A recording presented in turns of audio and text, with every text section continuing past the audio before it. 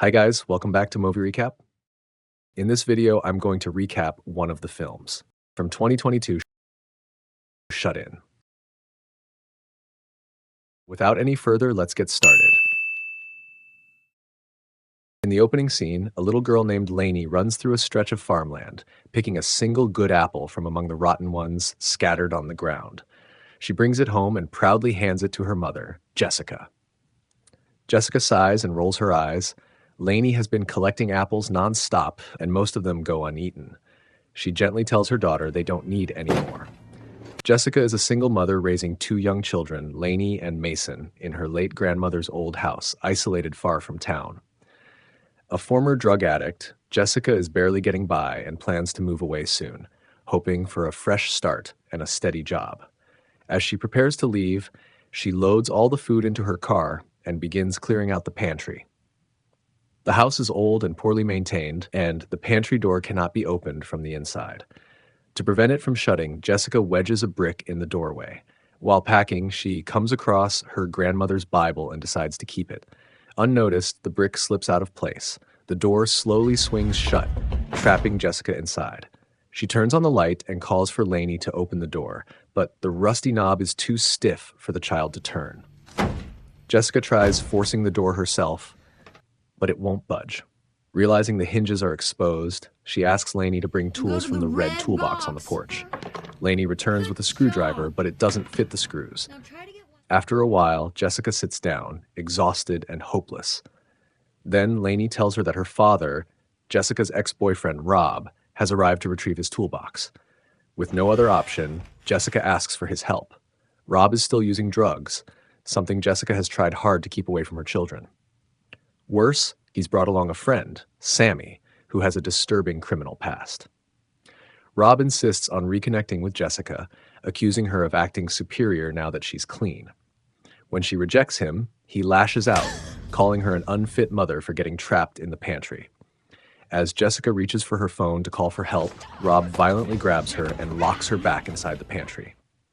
Hearing the commotion, Lainey comes downstairs, and Jessica urgently tells her to take Mason upstairs and lock themselves in the bedroom. Rob escalates the situation, hammering nails into the pantry door and injuring Jessica's hand. Through the door, she hears Sammy suggest taking the children away, and she desperately begs Rob to keep him away from them. Before leaving, Rob slides drugs under the door, telling her he'll leave her locked inside until she relapses. Moments later, the front door slams shut. Jessica wraps her injured hand with napkins and waits. Eventually, she hears footsteps. It's Lainey. The child asks why her mother is in the pantry and explains that the door has been boarded shut. All Jessica can do is tell her to lock the front door. Lainey also tells her she can't find her phone. Too scared to go to the bathroom alone, Lainey eventually loses control and apologizes tearfully through the door. Hours later, she says she's hungry. All the food is gone, packed into the car Rob stole. The only things left are jars of her grandmother's apple butter and a bottle of liquor. Jessica scoops some apple butter onto a plate and slides it under the door, telling Lainey to feed Mason as well. That night, Jessica curls up on the pantry floor to sleep. Outside the door, Lainey lies on the floor too frightened to sleep alone. The next morning, Jessica feeds her children more apple butter and finally takes a closer look at her injured hand. The wound has worsened. Fighting the pain, she asks Lainey to bring her something metal and strong. The child doesn't quite understand and keeps returning with the wrong items. Frustration gets the better of Jessica and she snaps, only to immediately regret it when she hears Lainey crying. She apologizes right away. Not long after, Lainey comes back holding a screwdriver she found outside the house. Renewed with hope, Jessica begins chipping away at the pantry floor tiles, ignoring the pain in her hand. She's convinced that if she keeps digging, she can escape. That hope shatters when Lainey suddenly says that Sammy is inside the house. Panic sets in. Jessica urgently tells Lainey to take Mason upstairs and lock themselves in the bedroom. Moments later, Sammy appears at the pantry door, taunting Jessica and claiming he has the right to take Lainey because Rob owes him money. He heads upstairs, searching for the children. Thinking fast, Jessica tells Sammy she has Rob's drugs with her and offers to trade them if he lets her out. Sammy is tempted, but refuses to open the door, unwilling to cross Rob. Desperate, Jessica proposes another deal. She'll give him the drugs if he leaves her family alone. Pretending she's too injured to move, she says he'll need to reach inside to get them. After some hesitation, Sammy does. The moment his arm is through the door, Jessica attacks, trapping him in place. He screams in rage, then shifts to begging her to let him go.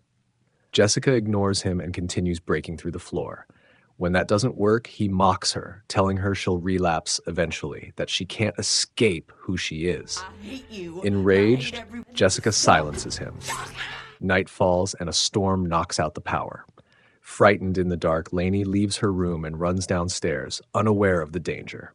Sammy takes the opportunity to grab her, threatening to hurt her if Jessica doesn't free him. Hearing her daughter cry, Jessica panics. She douses his arm with liquor and lights it, forcing him to release Lainey. The fire spreads inside the pantry and Jessica struggles to put it out. She's badly injured in the process. When it's finally over, the house falls quiet. Exhausted and barely conscious, Jessica wraps herself in a blanket like a candle and collapses to the floor. The next morning, she calls out for Lainey, but there's no response. Lainey? The emotional weight of everything nearly breaks her. She opens the packet of drugs, ready to give in, but stops when she notices her grandmother's Bible. Inside, she finds dollar bills tucked between the pages, bookmarks left behind with passages meant to give strength. There's also a handwritten note containing her grandmother's apple butter recipe. Overwhelmed, Jessica throws the Bible across the room in despair. It strikes the wooden cross hanging on the wall, knocking it loose. As she moves to pick it up, she notices water dripping from the ceiling. She pulls at the wooden planks and realizes the wood is soaked and weak. A new idea forms. Before acting, Jessica checks on Sammy to make sure he can no longer hurt anyone. Then, with shaking hands, she removes the screwdriver. Jessica keeps working at the ceiling until she finally breaks through and pulls herself out of the pantry. Weak but determined, she makes her way upstairs toward the bathroom. The hallway floor is littered with bits of apple, and the bedroom door is locked, forcing her to break it open. Inside, the room is in chaos. Blankets are piled high in one corner, forming a mound that makes her heart drop. Bracing herself for the worst, she pulls the layers back one by one, only to find Lainey and Mason lying there asleep. Overwhelmed with relief, she gathers them into her arms. The children are starving. Jessica takes Sammy's motorcycle keys and heads downstairs, hoping she can still escape. The storm outside is still raging, and Rob has taken her car keys. She tries the car anyway, but it's locked. With no choice, she breaks back into the house to grab food. As they rush inside, Lainey drops her animal crackers. A moment later, she tearfully asks her mother to get them back. Against her better judgment, Jessica steps outside again and freezes when she sees Sammy standing at the window. He's still alive. Panicking, she runs for the door, but it's locked. She smashes the glass to get back inside and races upstairs toward the sound of her children crying. In the bedroom, she finds Sammy holding Mason and threatening him, demanding revenge. Before he can act, Rob suddenly appears, pointing a gun at Sammy. Terrified, Sammy releases the baby. Jessica grabs her children and rushes them away as Rob shoots Sammy, killing him. Rob then turns to Jessica, demanding money. She tells him her grandmother left some in the pantry. He breaks the door open and starts grabbing the cash scattered on the floor.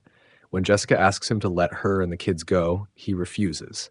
Instead, he insists she relapse with him, convinced that's the only way they belong together. Knowing how dangerous he is, Jessica pretends to comply. She asks him to bring in the remaining food from the car first. While he's gone, she prepares apple butter and makes him a sandwich. When Rob returns, he's ecstatic, believing Jessica has finally given in. He eats eagerly and prepares the drugs. He goes first. As the effects begin to hit him, Jessica stalls, saying she isn't ready yet. Enraged, Rob threatens her and tries to force her to comply. When his body starts to fail him, Jessica breaks free and runs upstairs. Desperate, she considers jumping out the window, but Rob catches her and pins her down, still determined to control her. Struggling to breathe, he realizes something is wrong. Jessica reveals that she laced his sandwich with the drugs. As he collapses, still threatening her, she pushes him away and he falls out the window, killing him. The film then jumps forward in time. Jessica decides not to leave the house after all. Instead, she stays in her grandmother's home and begins making apple butter using the recipe she found in the Bible. The business slowly grows, becoming popular with people in town. Stronger and finally at peace, Jessica commits herself to staying clean and raising her children safely. The small family moves forward together, free at last. Thanks for watching, and remember to turn on your notifications to watch more movie recaps like this one.